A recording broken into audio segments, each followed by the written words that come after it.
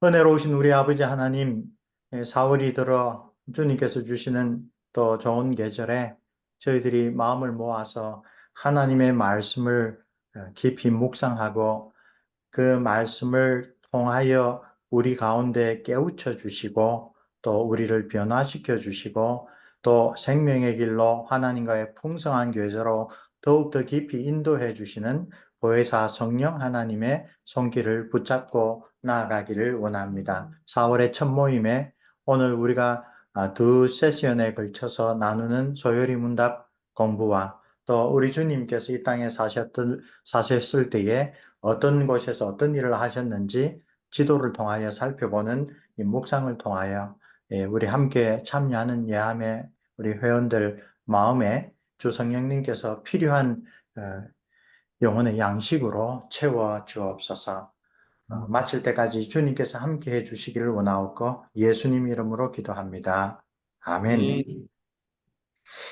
자, 첫 번째 세션은 Training Hearts, Teaching Minds로 우리가 쭉 매주 공부해 왔는데 오늘은 그 제10문답을 할 차례입니다. 다시 한번 이 교재의 접근 방법을 좀 추천하자면 이 교리문답은 성경 66권에서 오늘 우리가 묵상하는 인간의 창조에 관한 교훈을 다 모아서 그것을 아주 요약된 말로 표현하는 방식으로 만들어졌습니다. 그런데 이 교리문답을 가지고 우리가 성경을 묵상하고 또 자녀들을 가르칠 때는 정확하게 그 반대 방향으로, 즉, 요리문답을 구성하게 된 근거가 되는 성경 구절들을 연구를 해서 귀납적으로, 이렇구나라고 우리와 우리 자녀들의 마음 가운데는 성경의 내용이 기억되게 하는 것. 그게 요리문답 교육의 가장 정석입니다. 가장 좋은 방법입니다. 그런 방법으로 쓰여진 아주 귀한 교재입니다. 자, 제 신문답입니다. 제 신문답은 하나님께서 사람을 어떻게 창조하셨는가라고 하는 내용입니다. 그 대답은 하나님은 사람을 창조하셨는데 그 다음부터 아주 간결하게 요약된 표현들, 남자와 여자로 창조하셨고 또 하나님 자신의 형상으로 창조하셨고, 그리고 그것을 어떻게 보면 설명해 주는 게 지식과 의로움과 거룩함으로 창조하셨다. 그런데 그 다음에 나오는 to rule over the other creature 하는 것은 이 목적격입니다. 무엇 하기 위하여? 하나님께서 사람을 남녀로 창조하시고 하나님의 형상으로 창조하시고 지식과 의와 거룩이 있게 창조하신 목적은 다른 모든 피조물을 다스리게 하기 위함이다. 라는 뜻으로 해석할 수가 있습니다. 우리 신문답의 위치를 이제 우리가 다시 한번 돌아봅시다. 1에서 3문답이 소요리 문답 전체의 서론으로 인생의 목적인 하나님의 영광, 또 하나님을 즐기는 것, 그 목적을 올바르게 이룰 수 있도록 우리에게 주신 유일한 지침이 신구약 성경에 기록된 하나님의 말씀. 3문답이 그 신구약 성경의 가장 핵심되는 주요한 두 가지 교훈이 우리가 하나님에 대하여 믿을 바, 그리고 하나님이 우리에게 원하시는 의무. 그래서 4문답부터 38문답이 그 첫 번째 단락, 우리가 하나님에 대하여 믿어야 할 바죠. 그래서 이제 하나님에 대하여 이야기를 할 때 보통 신학교에서 가르치는 하나님에 관한 지식, 신론의 첫 번째 파트가 하나님은 누구신가? 라고 하는 부분. 그 다음에 신론의 두 번째 파트가 하나님은 무엇을 하셨는가? 라는 부분이죠. 그래서 이제 4, 5, 6 세 문답으로 하나님은 누구신가? 라고 해서 하나님에 대한 요약이 제일 먼저 나오고, 그 다음에 하나님만이 참된, 유일하고 참되고 살아계신 하나님이다. 라는 문답.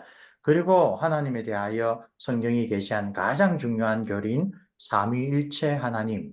그것을 4, 5, 6문답에서 하고, 7문답부터는 이제 하나님이 그 어떤 일을 하셨는가라고 하는 그 대목으로 들어갑니다. 그때 칠문답에서 창세기를 보면 다른 어떤 이야기 없이 태초에 하나님이 천지를 창조하셨다부터 시작하는데 이 소요리 문답을 작성한 웨스트민스터에 모인 청교도들은 창세기뿐만 아니라 성경 66권의 모든 자료를 동원해서 가르치는 또 우리가 고백하는 순서를 세우되 하나님의 영광이라고 하는 그 테마를 항상 중요하게 여겼습니다. 그래서 당장 성경의 순서대로 창조를 가르치는 것보다 욥기, 잠언, 전도서와 같은 지혜문학에서 또 시편과 신약 성경에서 가르치듯이 하나님은 천지를 창조하시기 전에 모든 것을 영원하신 자기의 뜻 가운데 계획하셨다. 그것이 시간적인 순서를 앞서는 논리적인 순서다. 하나님의 사역을 말할 때 논리적으로 하나님이 이 세상을 창조하시기 전에도 존재하셨고, 그때 세상을 창조하기 위하여 모든 계획을 가장 지혜로운 방식으로 준비하시고 작정하셨다. 그래서 하나님의 작정부터 시작을 하죠. 하나님의 작정이 뭐냐 묻고, 그 다음에 문답은 그 하나님의 작정을 시간과 공간 속에서, 역사 속에서 어떻게 수행하시는가, 작정을 어떻게 이루시는가, 그 작정의 수행을 두 가지로 이야기를 하죠. 첫째가 창조, 둘째가 창조된 것을 섭리하시는 것. 이렇게 아주 논리적으로 우리 자녀들이 하나 한 단계 한 단계 올라가도록 그렇게 구성을 잘 해놓았습니다. 우리가 지금 살피는 신문답은 하나님의 작정을 수행하는 첫 번째 방법인 창조에 관하여 딱 두 문답으로 소개합니다. 창조란 무엇입니까? 라고 아주 개괄적으로 구문답에서 가르쳤고, 그 다음에 창조에 대한 딱 두 질문 가운데 나머지 한 질문인 신문답은 하나님께서 사람을 어떻게 창조하셨습니까? 이 질문이 있습니다. 여기서 우리가 소요리 문답과 대요리 문답에 대하여 한번 생각해 볼 필요가 있습니다. 우리 자녀들이 가정에서 또 교회에서 요리문답을 배우다가 어느 정도 지각이 자라고 또 생각이 크면 이렇게 물어볼 수도 있습니다. 하나님이 천사도 창조하셨어요? 하나님이 마귀도, 악마도 하나님이 창조하셨어요? 이렇게 물어볼 수 있죠. 성경을 보면 사람뿐만 아니라 천사와 악마도 분명하게 이야기를 하니까. 근데 그런 것들을 이 소요리 문답에서는 직접 다루지 않고 이 소요리 문답을 가지고 자녀들을 교육해야 할 부모나 목사나 교사가 참고서로 쓸 수 있는 대요리 문답에는 그에 대한 대답이 일일이 다 있다는 겁니다. 그러니까 대요리문답은 하나님의 작정의 수행으로서 창조에 관하여 소요리문답은 딱 두 질문을 하는데 대요리문답은 그보다 훨씬 더 많은 문답을 통하여 성경의 내용을 더 풍성하게 가르친다는 것입니다. 그래서 창조에 관한 이 두 번째 문답인 제시문답은 인간의 창조에 관한 성경의 교훈을 함축적으로 간결하게 제시합니다. 이 답변의 내용이 다 인간의 창조와 관련된 성경의 계시를 아주 빠트림없이 잘 표현하되 길게 설명하는 것이 아니라 아주 요약하여 설명한다는 것입니다. 하나님의 형상으로 지으셨다. 이게 인간을 지으신 하나님의 그 사역에 있어서 핵심 단어입니다. 인간은 하나님의 형상으로 지어졌다.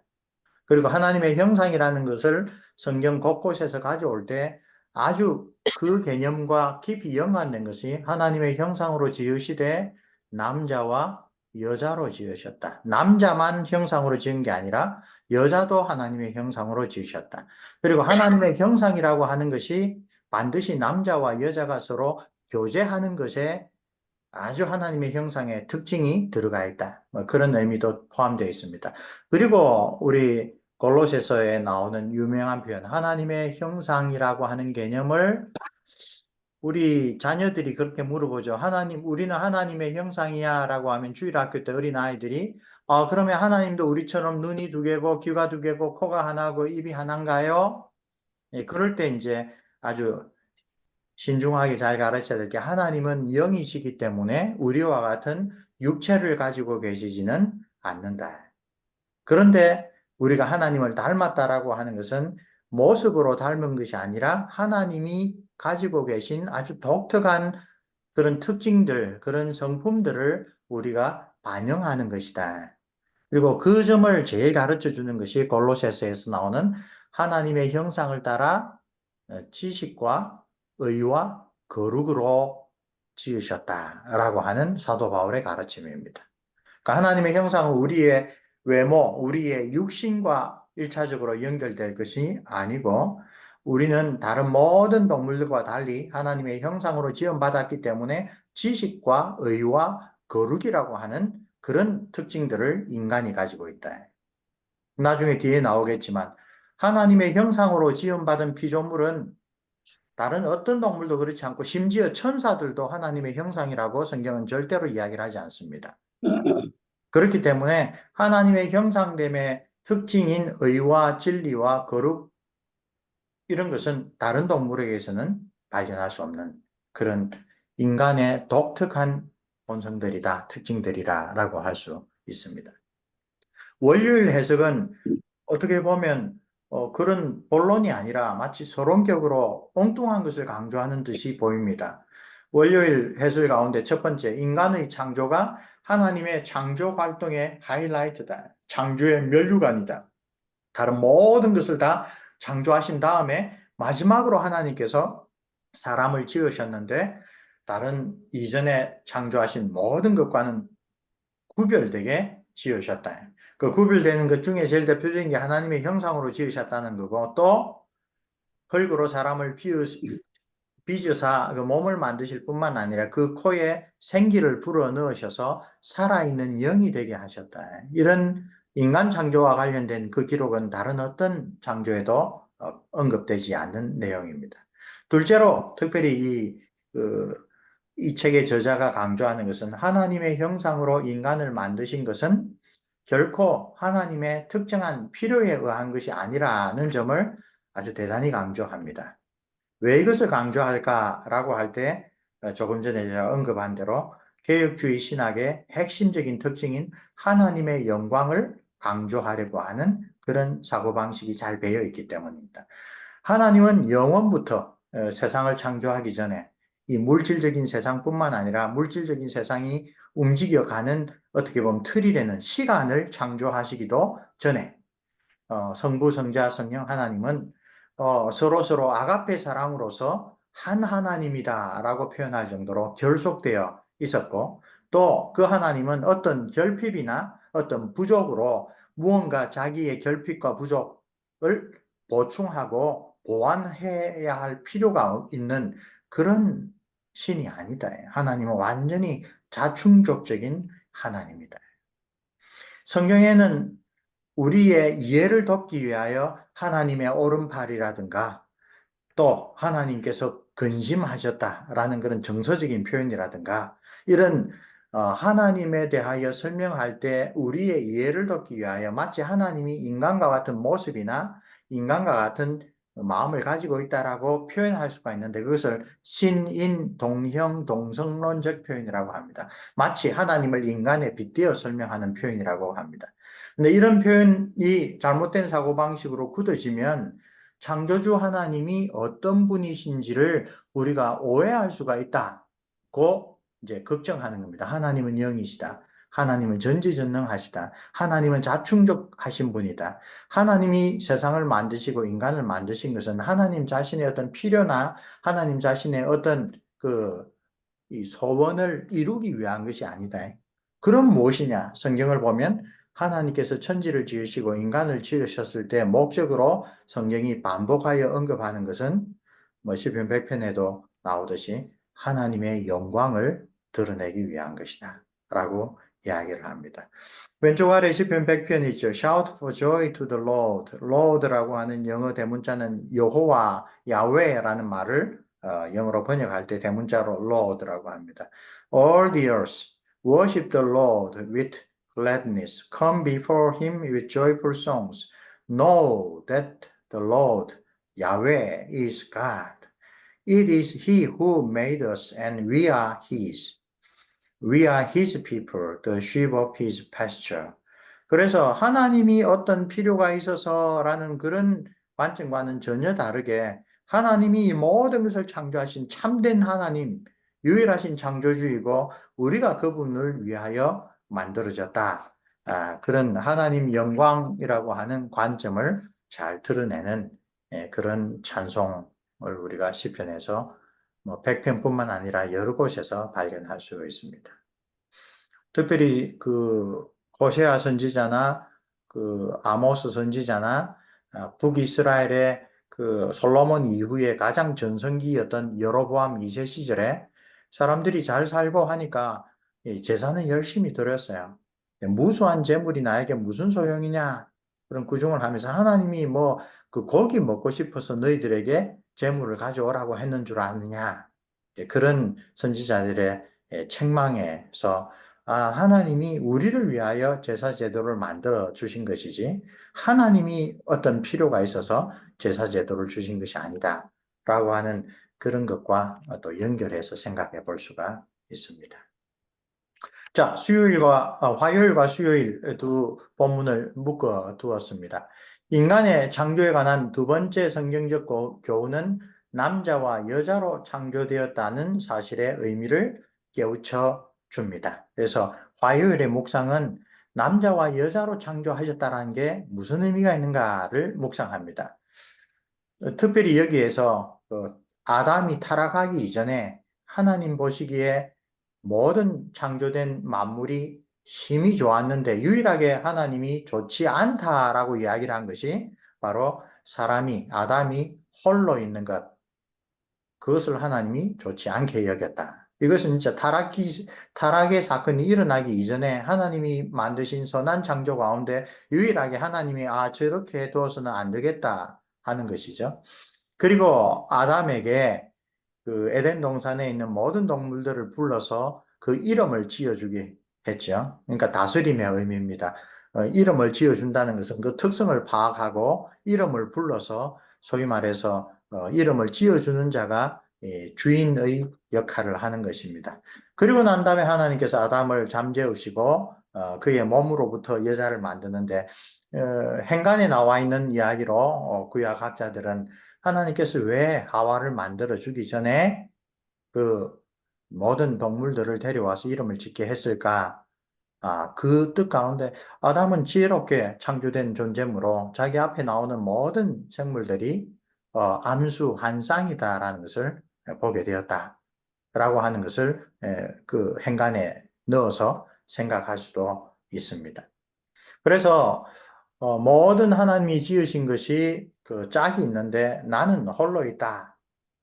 그런 것을 느끼게 하시고 하나님께서 그에게서 새로운 그와 연합할 사람을 만들어 주셨는데 그, 그 흥미로운 그 호주 시드니의 그 앵글리칸 대주교를 역임하고 무어 칼리지 그 학장을 역임했던 필립 젠슨 박사님이 그 성경 공부 교재에서 재밌는 표현을 썼어요. 아담이 홀로 있는 것을 하나님이 좋지 않게 여기시고 그와 연합할 사람을 만들어 주셨는데 아담에게 이브를 만들어 주셨지 아담에게 스티브를 만들어 주시지 않았다. 그런 이야기를 합니다. 그러니까 이 파트너는 성적으로 서로 결합하여 하나님이 성부, 성자, 성령 하나님이 우리의 육체적인 조건이 아니라 그 신령한 신으로서 영으로서 우리가 이해할 수 없는 방식으로 한 하나님이라고 불리는 그런 연합의 의미를 하나님의 형상인 인간도 깨닫게 하고 또 그것을 보여주게 하셨다. 그래서 그 창세기에서 타락 전에 세우신 하나님의 그 중요한 제도가 바로 혼인의 제도이죠. 하와의 창조, 또 하나님께서 에덴 동산에서 세우신 혼인의 제도는 삼일체 하나님의 중요한 본성을 드러내 보여주는 의미가 있습니다.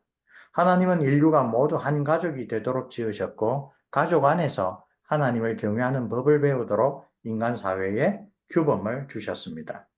그래서 요 구절과 딱 관계되는 것으로 하나 떼어왔는데 시편 68편 6절에 하나님이 고독한 자들은 가족과 함께 살게 하시며 역사 가운데 있었던 일을 이야기를 하는데 이것이 아주 그 의미심장하게도 본래 하나님께서 선한 창조 속에서도 사람이 독처하는 것은 하나님 앞에 온전하지 못하다, 좋지 못하다라고 여겼다는 것을 기억나게 해줍니다. 수요일로 가면 하나님의 모든 피조물 중 오직 인간만이 하나님의 형상으로 지음받은 것은 인간에게 주신 놀라운 특권이라는 것을 강조합니다. 인간은 뭐 하나님처럼 무한하지 못하기 때문에 피조물로 제한된 존재이긴 하지만 그러나 하나님이 어떤 분이신지를 반영하는 존재로 지음받았습니다. 그래서 하나님의 형상으로 지음받은 인간만이 가지고 있는 특징들을 가지고 하나님의 형상은 이런 것을 말하는구나 라고 철학적으로 해석하는 그런 전통이 초대교회부터 오랫동안 있었습니다.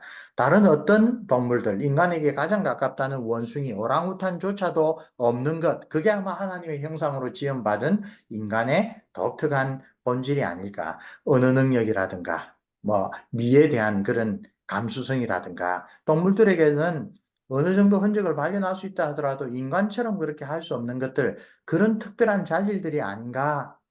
그렇게 하나님의 형상 개념을 설명하는 전통이 오랫동안 있었다 하는 겁니다.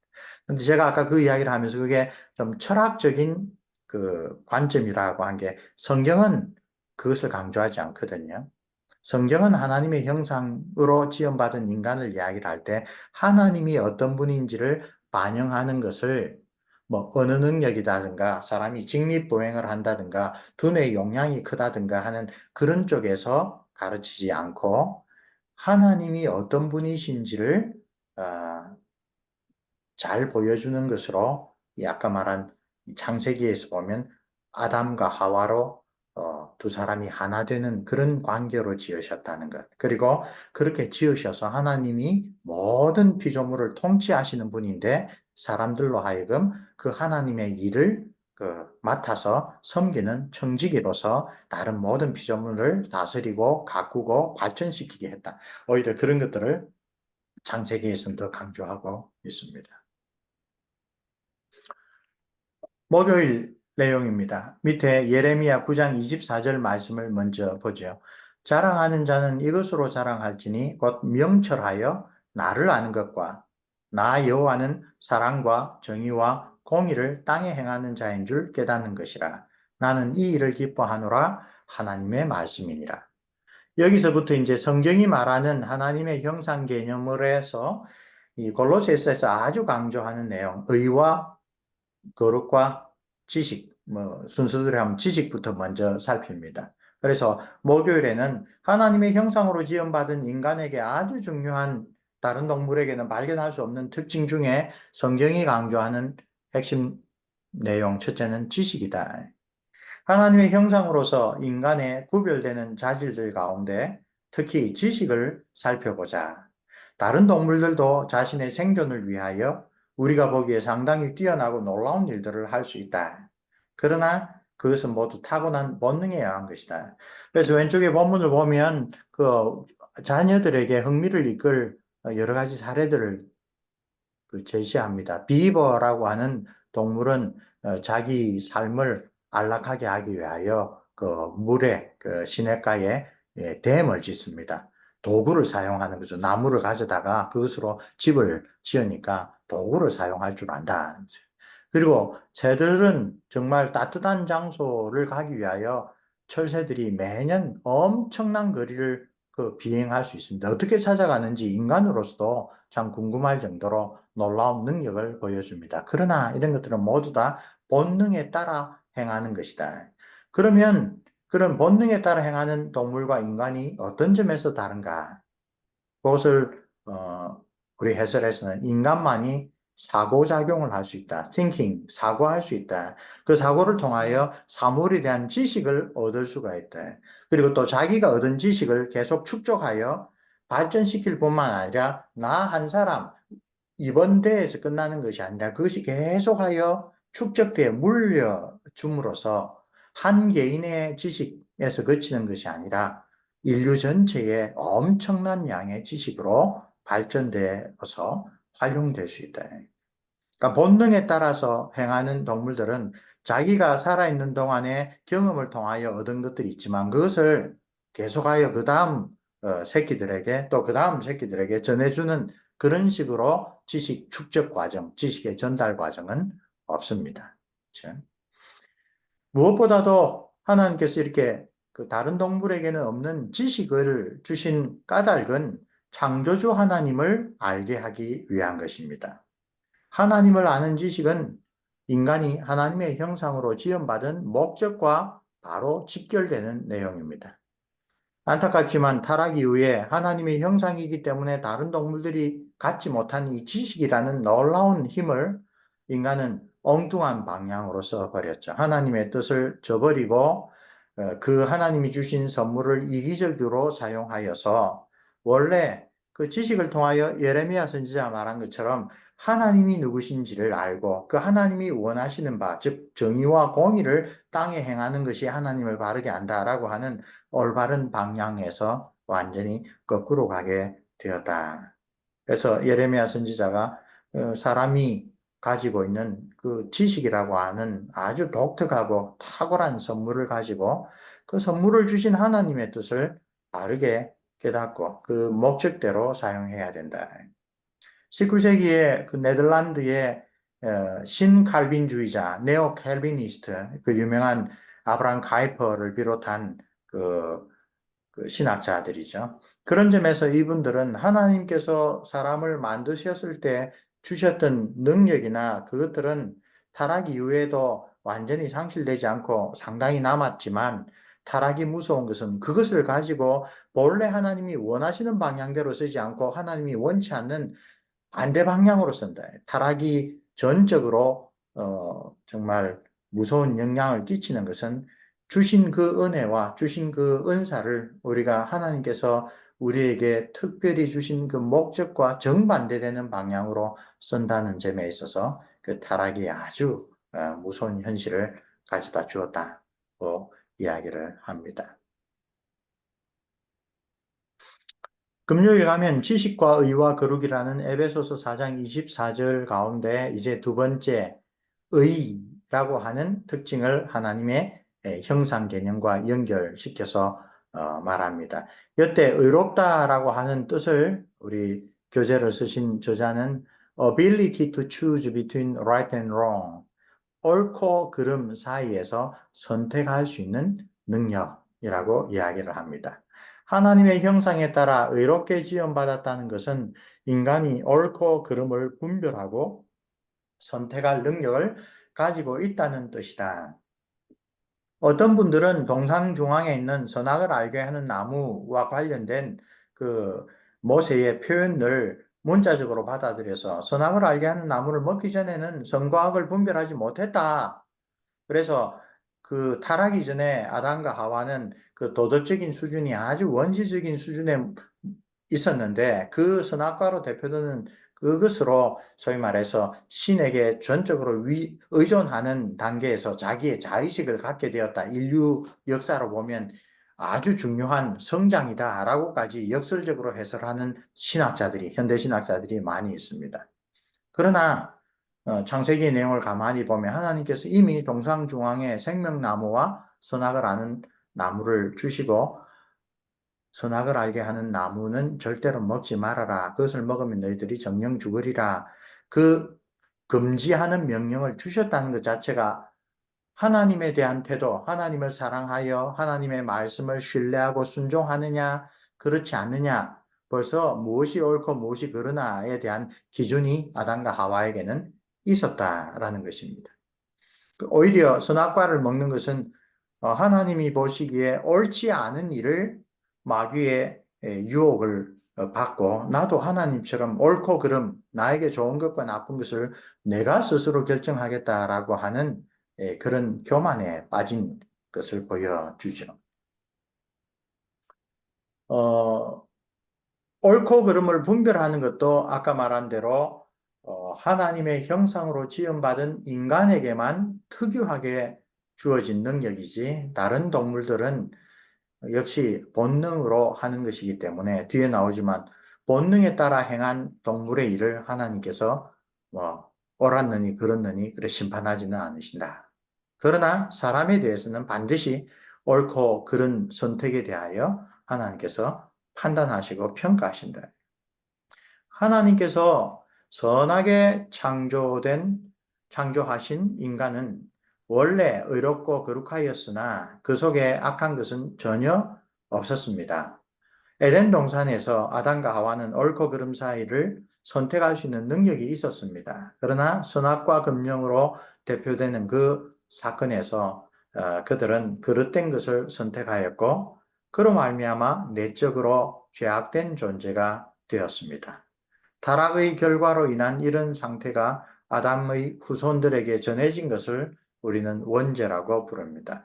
그 타락 사건에 대한 창세기의 기록을 보면 그들이 선악과를 따먹고 즉 하나님의 말씀을 순종하지 않은 즉시 깨달았던 것이 자기들이 벗었다, 부끄럽다. 그 다음에 늘 동산에서 하나님과 교제하며 살았는데 그날 저녁에 하나님께서 아담과 하와를 부르시니 두려워해서 숨었다. 그렇죠? 그리고 그들의 행위에 대하여 하나님께서 너희들은 생명나무를 따먹을 자격이 없다. 이 생명나무의 열매는 계시록에서 다시 나타나죠. 창세기와 계시록에 나타납니다. 그것은 하나님 나라의 생명수 강이 흐르는 강 좌우에 가득 열린 것으로 묘사되는 풍성한 생명, 하나님과의 풍성한 교제를 상징하는데 하나님에 대한 사랑이 없어서, 즉 하나님의 말씀을 신뢰하고 순종하는 것을 저버린 사람은 하나님과의 깊은 교제에 들어갈 자격이 없다 하고는 에덴 동산에서 쫓아내신 것입니다.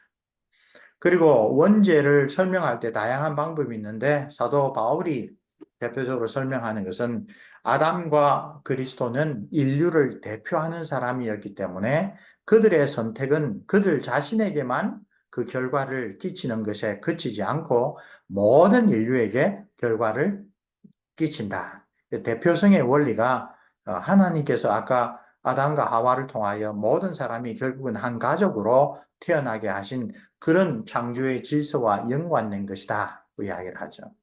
그래서 우리 이제 시드니에 계신 분들은 이 자녀들에게 이 원죄가 왜 유전되는가를 대표성의 원리에 따라 설명해 줄 좋은 하나의 우리 개인적인 체험이 있습니다. 부모님이 호주로 이민 왔기 때문에 자녀들은 여기서 태어나면 그 친구들은 본래 한국 사람인데 태어날 때부터 한국이 아니라 호주 시민으로 태어나고 자라갑니다. 그러니까 부모의 결정이 그 자녀들의 국적과 사용하는 언어와 생활하는 문화와 많은 그 삶에 영향을 끼칠 많은 것들에 엄청난 영향을 미칩니다. 그런 식으로 비유를 하자면 아담과 하와가 인류를 대표하여 에덴 동산에서 생명나무로 가서 하나님과 온전한 교제를 누릴 것인가? 그 여부를 두고 하나님께서 순종하라고 한 것을 불순종한 까닭에 에덴 동산에서 쫓겨났습니다. 아담과 하와로부터 태어난 그 모든 인류들은 이미 태어날 때 에덴 동산 밖에서 태어난 겁니다. 생명의 교제를 상징하는 에덴 동산이 아니라 그 생명의 교제에서 끊어졌다라는 것을 상징하는 에덴 동산 밖에서 태어난 것입니다. 그래서 그 가인과 아벨 사건이 있고 난 다음에 하나님께서 또 그 혈통을 유지하기 위하여 주신 셋을 낳을 때에 아주 의미심장하게 아담의 창조에서 하나님의 형상과 하나님의 모양에 따라라는 말 대신에 아담의 형상과 아담의 모양에 따라 셋을 낳았다라고 하는 그런 표현을 모세가 아주 주의 깊게 대조하여 쓰고 있습니다. 한편 인간에게 옳고 그른 것을 분별하며 선택할 수 있는 능력이 주어졌다는 것은 그에 따른 책임을 마땅히 져야 한다는 의미를 내포하고 있습니다. 본래 에덴 동산에도 그랬고 또 오늘날에도 그러합니다. 하나님은 동물들에게는 이와 관련하여 심판하지 않으시지만 그러나 인간에게는 반드시 그 책임을 물으실 것이다. 그리고 원죄와 관련하여 거의 모든 교리문답에서 빠지지 않고 언급하는 유명한 구절, 전도서 7장 29절. 하나님은 사람을 올바르게 만드셨다. 그러나 사람들이 많은 꾀를 내었다. 하나님께서 우리를 존귀하게 만들어주신 그 목적대로 살지 않고 오히려 사단의 꾀에 빠져 스스로 하나님이 되어 스스로 자기의 인생을 자기 결정과 자기의 그 뜻대로 좌지우지하려고 하는, 그래서 죄의 원죄의 특징은 속아 넘어간 것이라는 측면보다 하나님에 대하여 반역을 일으켰다. 하나님의 뜻을 고의적으로 거스렸다라고 하는 점에 더 강조점이 있습니다. 자, 토요일입니다. 좀 긴 내용인데 두 문단으로 되어 있는데, 하나님은 인간을 자기 형상으로 창조하셨을 때, 그 창세기 1장 28절에 두 가지 근본적인 명령을 주셨다. 이게 fundamental command, 아주 근본이 되는 하나님의 명령이라고 하죠. 하나님이 그들에게 복을 주시며, 하나님이 그들에게 이르시되 생육하고 번성하여 땅에 충만하라. 땅을 정복하라. 바다의 물고기와 하늘의 새와 땅에 움직이는 모든 생물을 다스리라. 첫 번째 명령은 생육하고 번성하여 땅에 충만하라라는 겁니다. 두 번째 명령은 나머지 모든 피조물들을 너희들이 다스리라 라고 하는 것입니다. 그래서 어떤 신학자들은 이것을 포괄적으로 생각해서 문화명령, cultural mandate, 하나님이 지으신 모든 이 자연 만물을 다스릴 책임을 지고 하나님께서 인간을 자기의 형상대로 만들어 주셨다. 그런 점에서 창조의 면류관으로서 인간은 모든 만물의 주인이신 하나님을 대신하여 피조 세계를 다스리고 보존하고 발전시킬 청지기의 사명을 받은 것입니다. 그 일을 통하여 인간은 창조주 하나님의 놀라우심을 깨닫고 그에 합당한 영광을 돌리도록 하나님께서 뜻하셨습니다. 그러나 역사 속에서 인간은 그 탁월한 능력과 지위를 악용하여 자연을 착취하는데 골몰하였고, 그 결과 오늘날 우리가 살아가는 세계는 심각한 환경오염과 자원의 고갈 등의 문제에 직면하여 있습니다. 또 부끄럽게도 오늘날 창조주 하나님을 알지 못하는 사람들이 이런 환경 문제, 자원 문제에 열심을 내고 활동하는 경우가 왕왕 있습니다. 성령으로 말미암아 거듭나 하나님의 형상으로 회복된 그리스도인은 마땅히 인간에게 주신 이 청지기 직분을 한층 더 잘 실천해야 합니다. 믿지 아니한 사람들은 지구밖에 없다라고 하는 그런 아이디어로 지구 보존 운동, 환경 운동을 하는데, 우리는 그보다도 더 중요하게 하나님께서 우리에게 이 멋지게 창조하신 지구와 나아가 온 우주를 관리하도록 맡기셨다. 실제로 그러나 17세기, 18세기, 19세기까지의 기독교 문명이 지배하던 유럽 사람들은 이 하나님의 명령을 관리하고 보존하고 발전시키는 것보다는 마음대로 자연을 착취해도 된다는 그런 식으로 곡해를 했었죠. 그래서 환경론자들, 비기독교인인 환경론자들이 기독교는 그 근대 시절에 와서 자연에 대한 착취에 가장 앞장선 사람들이다라고 비판하기도 합니다. 성경적으로 볼 때 우리의 그 신앙의 선진들이 그렇게 한 것은 창조의 면류관으로서 모든 하나님의 피조물을 다스리고 발전시키고 보존해야 될 그 책임을 잘못한 것이라고 솔직히 좀 인정을 하고, 오히려 믿지 아니한 사람보다 그리스도인이 하나님이 지으신 세상에 대하여 더 잘 가꾸고 보존할 책임이 있다라고 하는 것을 돌아보는 것은 옳습니다. 그러나 여기 또 이 본문의 설명에서 계속 하듯이 환경론자들이 하는 일이 어떤 점에서는 참 훌륭하지만 그들이 가지고 있는 관점은 성경과 아주 다르다. 그래서 아주 역설적인 예를 들고 있죠. 하나님께서는 자연 만물도 우리 인간을 통하여 잘 보존하고 지키고 그 발전시키라고 하셨지만, 그러나 하나님의 형상으로 지음받은 그 인간의 생명과 돌고래 새끼와 비교할 때 그 환경보호론자들은 낙태에 대해서는 너무나 쉽게 그 인정을 하고 그렇게 대해서 별로 신경 쓰지 않으면서 그 돌고래 새끼가 죽는 것에 대해서는 엄청나게 열심으로 반대하고 행동하죠. 그래서 우리가 잘못했던 것, 환경 보존 문제나 이런 것에 있어서 우리가 부족했던 것은 그 솔직히 반성하고 돌아보아야 되지만, 그러나 성경의 가치관에 따라 하나님께서 모든 사람의 생명과 또 사람에게 맡기신 그 다른 피조물, 다른 동물과의 생명에 있어서 어느 쪽에 더 중요하게 가치관을 두시는지 그것에 대해서는 헷갈려서는 안 된다. 그런 이야기를 덧붙이고 있습니다. 특별히 토요일 본문은 시편 8편인데 구약 성경에서 하나님의 형상이라는 단어가 나타나는 게 의외로 많지 않습니다. 그 가운데 시편 8편은 그 창세기의 하나님의 형상이라고 하는 그 개념을 어느 날 다윗이 정말 묵상하는 가운데 하나님이 이 만드신 이 모든 세상을 보니 너무나 멋지고 광대하고 정말 어떨 때 보면 그 밤에 찬란한 별들 보면 숨이 멎을 정도로 놀랍고 그런데 창세기의 계시를 따르면 그 모든 것에 우리 인간을 정말 우주에 보면 먼지에 지나지 않는 인간을 창조의 면류관으로 이제 이 하나님보다 조금 못하게 하셨다. 이 번역에서 70인역에서 천사보다 좀 못하게 하셨다 그러는데 히브리 원어에는 하나님보다 조금 못하게 하셨다. 영광과 존귀로 옷 입히셨다. 사람이 누구간데 이처럼 하나님께서 귀하게 여기시는가?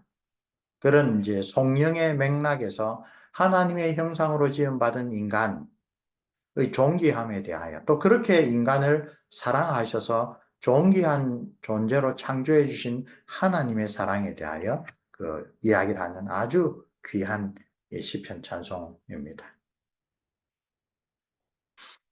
창조에 대해서는 사실은 그 얼마나 바르게 아는가에 따라서 성경을 이해하는데도 큰 그 역할을 합니다. 신약 성경에 가면 하나님의 형상이라고 하는 개념이 자주 나오는데 압도적으로 신약에서는 하나님의 형상을 예수 그리스도에게 적용합니다. 하나님이 아담을 하나님의 형상으로 존귀하게 지으셨을 때에 하나님이 의도하셨던 바, 목표가 무엇인가? 하나님이 기대하셨던 바, 그 하나님의 형상이 올바르게 드러나는 모습이 무언가를 예수님께서 오셔서 올바르게 보여주셨다. 그래서 하나님 형상 개념은 기독론, 예수님이 누구신가? 예수님은 우리를 위하여 무슨 일을 하셨는가? 라고 하는 점에 있어서도 아주 중요합니다.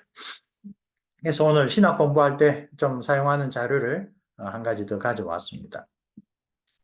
웨스트민스터 소요리 문답에 대한 해설서를 썼던 G.I. 윌리엄슨 목사님의 해설서에 나오는 도표입니다. 아까 에베소서 4장 24절에 하나님께서 사람을 자기의 형상대로 만드셨는데 지식과 의로움과 거룩함이 있게 하였다. 그래서 소요리 문답 신문답이죠. Q 신문답. 하나님은 사람을 어떻게 지으셨습니까? 라고 할 때에 하나님 형상이라고 하는 개념의 그 신약적인 해석으로 지식과 의와 거룩함이 있게 지으셨다. 그리고 에덴 동산에 있는 동안에 하나님과 교제하며 사는 동안에는 그 사람은 innocence, 하나님과 교제하는데 아무런 지장이나 아무런 어려움이 없는 무죄한 상태로 있었다. 그러나 하나님의 형상으로 지음받은 아담과 하와는 스스로 옳고 그름을 결정할 수 있는 자유가 있었는데 그 자유를 잘못 사용하여 타락하게 되자 밑에 있는 원으로 내려갑니다. Sin and misery, 죄와 비참한 상태에 빠졌는데 하나님의 형상의 신약적인 새 개념으로 보면 하나님을 알던 지식이 무지로 바뀌었고 knowledge에서 ignorance, 무지로 바뀌었고 하나님과 떳떳하게 사귈 수 있는 자격, 의로움이 guilt, 죄에 대하여 책임을 져야 하는 죄책을 짊어진 존재가 되었고 또 하나님을 닮아 그 성품의 거룩함이 이제 거룩함이 아니라 마음의 생각과 입술을 말고 그 행동에서 그 하루도 죄를 짓지 않고는 지나갈 수 없는 그런 형편에 빠졌다.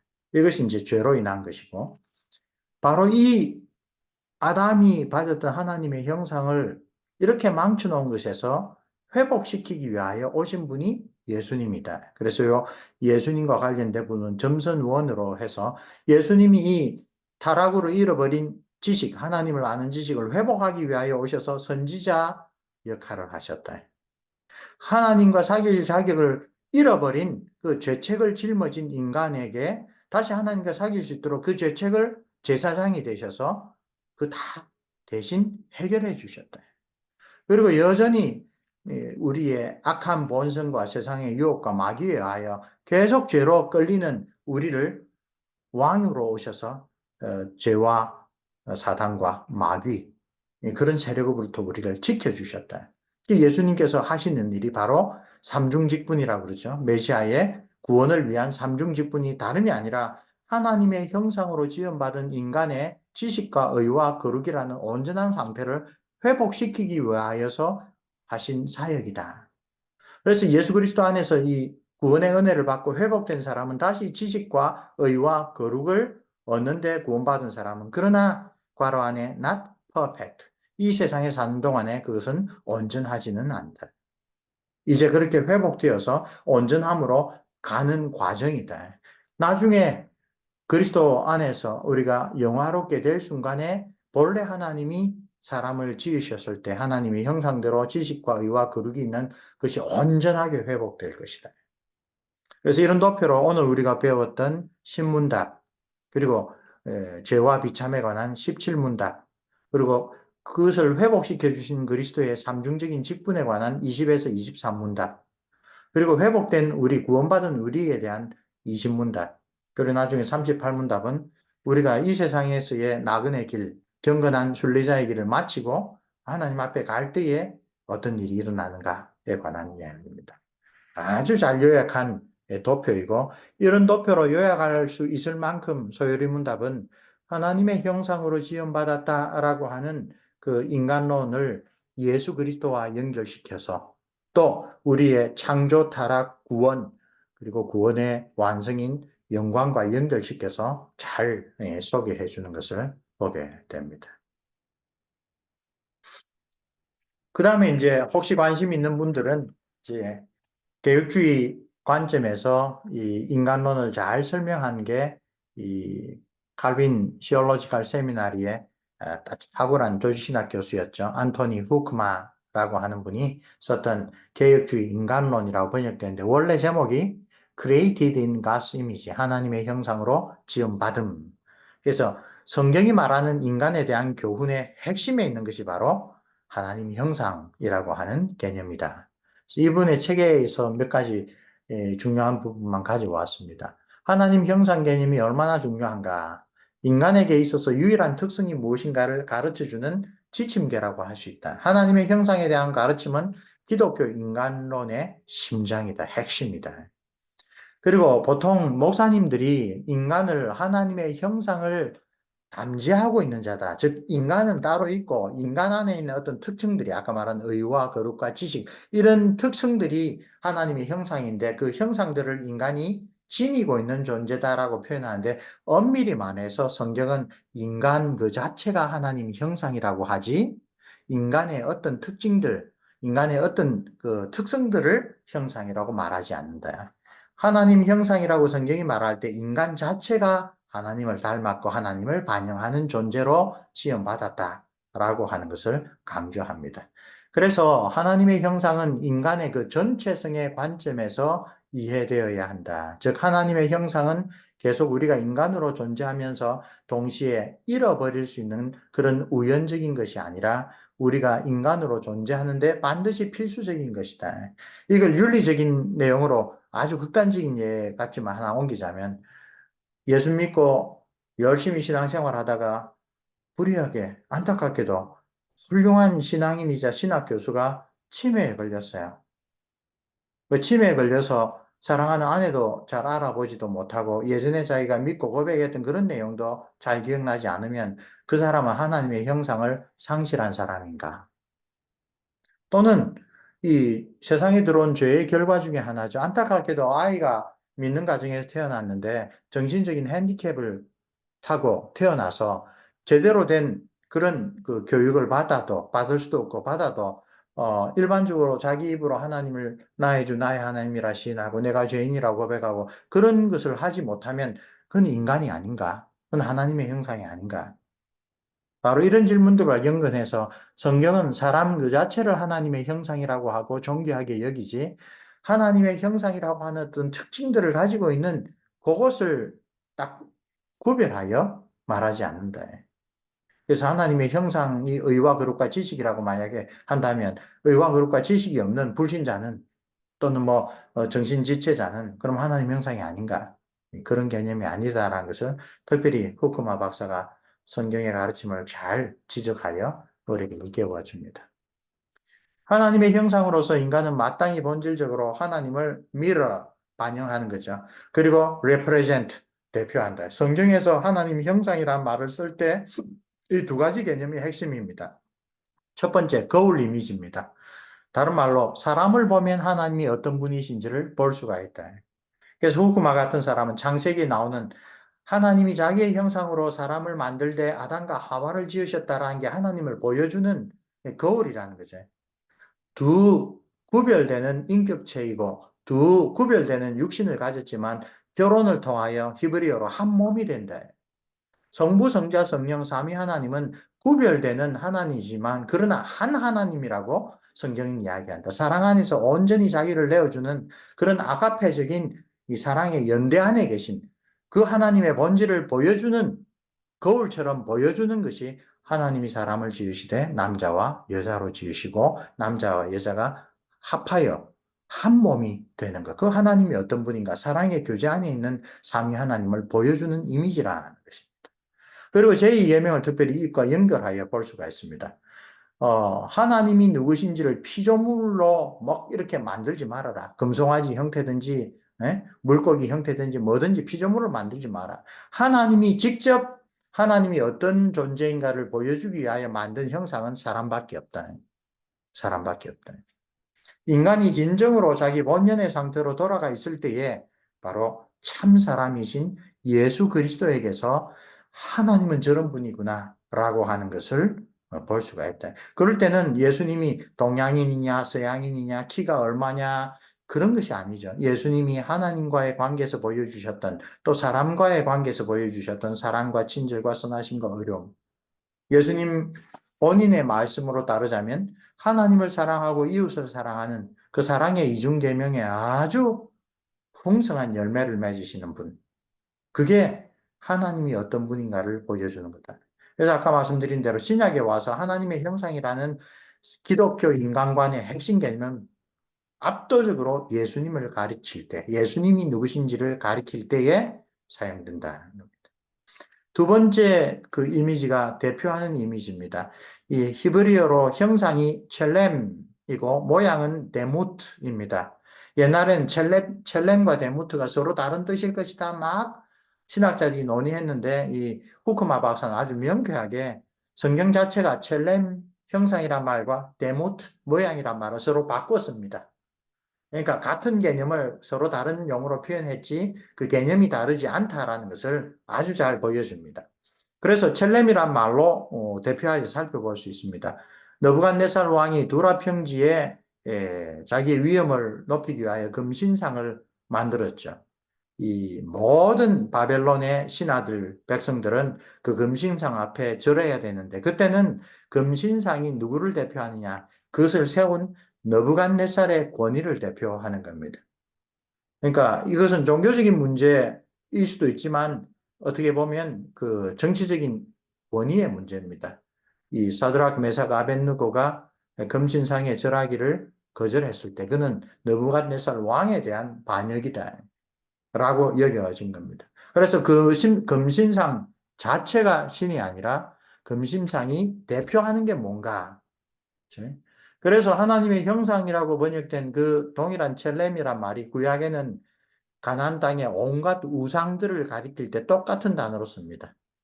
바알이라고 하는 신은 눈에 볼 수 없는 신입니다. 근데 그 바알을 눈으로 볼 수 있게 해주는 형상, 첼렘은 금송아지였습니다. 그리고 블레셋 사람들이 믿는 신은 다곤이었습니다. 다그라고 하는 물고기죠. 지중해를 누비는 해양 민족이었던 블레셋 사람들은 그리스 신화에 나오는 포세이돈과 같이 지중해를 장악하는 바다의 신을 자기의 신으로 섬긴 겁니다. 그런데 이 다곤은 눈으로 볼 수 없는데 다곤을 눈으로 표현해주는 그 신상, 첼렘이 물고기 가죽을 머리로부터 발뒤까지 쓰고 있는 거인의 모습, 그게 다곤의 첼렘, 다곤 신상입니다. 그러므로 첼렘이란 단어는 구약에 아주 분명하게 본래 신은 눈으로 보이지 않지만 그 신을 우리 눈으로 볼 수 있게 해주고 그 앞에 가서 우리가 기도하고 소원을 빌며 소원을 들어줄 수 있는 그런 수단으로서 눈에 보이는 거로 세워진 게 바로 첼렘 형상이다. 그 개념을 그대로 하면 뭡니까? 인간을 보면 하나님이 어떤 분이신지를 알게 되어야 된다. 그 다음에 대표한다라는 것은 또 하나, 엠베스더가 있죠. 우리나라에 와 있는 그 미국의 대사는 그 대사 한 사람 개인이 아니라 미국이라는 나라를 우리나라에서 대표합니다. 그리고 미국 대사는 대한민국의 복지와 이익과 뭐 여러 가지 좋은 점을 위하여 일하지 않고 자기가 속한 나라, 자기를 파송한 나라인 미국의 이익을 증진하기 위하여 활동을 합니다. 이 개념을 하나님의 형상인 인간에게 적용하면 인간도 이 세상에 대한 하나님의 계획을 증진시키고 또 진행시키는 그런 사명을 띠고 여기에 존재한다라는 것입니다. 그래서 하나님의 형상 개념을 소요리 문답에서는 우리 자녀가 잘 이해할 수 있도록 하나님이 사람을 어떻게 지으셨습니까? 아주 간결한 이야기를 했지만 그것을 사실은 신학적으로는 하나님의 형상이라는 개념으로 형상인데 남자와 여자를 지었다. 이게 무슨 뜻이냐? 이게 어떻게 하나님을 반영하느냐? 하나님의 형상으로 지어서 하나님은 다른 모든 만물을 다스리고 그 발전시키고 보존하라. 그게 하나님이 모든 만물을 지으시고 모든 만물을 다스리시는 왕이시라는 것을 인간이 그 청지기로 어떻게 해야 되는가 서로서로 연결해서 잘 소개하고 있습니다. 계획주의 인간론 이 책은 언제 한번 관심이 있으면 꼭 이 주제에 대하여 관심이 있으시면 찾아볼 책들 가운데 제가 제일 첫 번째로 추천할 수 있는 그런 책입니다. 자, 또 오늘 소유리 문답 묵상은 여기 제 신문답으로 하고요. 혹시 오늘 묵상한 내용에 대해서 질문이 있으시면 지금 질의응답 받는 시간을 갖겠습니다. 그리고 잠시 휴식하도록 하겠습니다.